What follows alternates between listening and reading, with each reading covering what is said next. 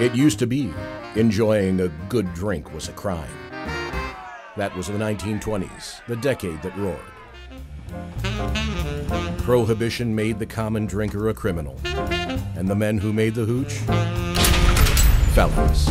Chicago was a hotbed for speakeasies and nightclubs, where booze and beer continued to flow freely, and a person could still quench his thirst. Those risque times have been romanticized over the decades. The reality? Prohibition made a few enterprising individuals extremely wealthy.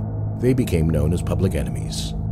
Joe Saltus was public enemy number 9. Joe's territory on the south side of Chicago bordered with those of the O'Donnells and the Capones. While Joe's headlines of antics syndicated across the country, his fame has since faded.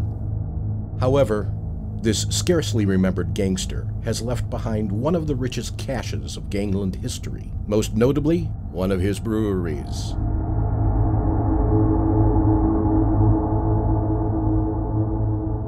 The Thornton Brewery was built in 1857 by John Beifeld, a German brewer who made beer well into the 1900s, found recently during renovations, a beer order dated 1902.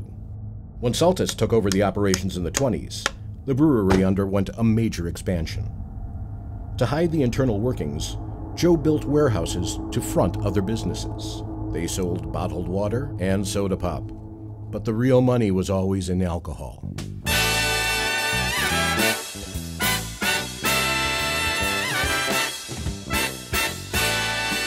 Joe had other breweries and distilleries around, particularly in Joliet, Lamont, and Winter, Wisconsin. But Thornton was his choice facility. It was once said, "There's something about the water out around Thornton. It makes better beer." To this day, pure water springs up from the aquifer 70 feet below and is being used for the production of spirits. When Prohibition ended, Saltus made a move to gain legal license to continue operations. His application was denied. That didn't stop the seasoned beer baron. He somehow maintained control. A few of the labels from the era were Thornton Lager, Fredericks, McAvoy's, and White Bear, amongst others. As history has it, up until the 1970s, the Saltus family were still collecting rent on the old brewery warehouses. Recently, another Saltus returned to Thornton. 81 years after his great-grandfather tried to go legit, Steve Saltus received a standing ovation from the village trustees for presenting plans to open a distillery in the same building. Saltus Family Spirits is a craft distillery producing rum, whiskeys, and gin.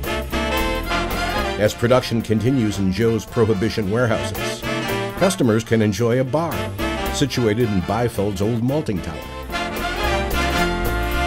Today, while it may not be a crime to enjoy a good drink, it would be a crime not to enjoy a good drink and a piece of history here at Saltus Family Spirits.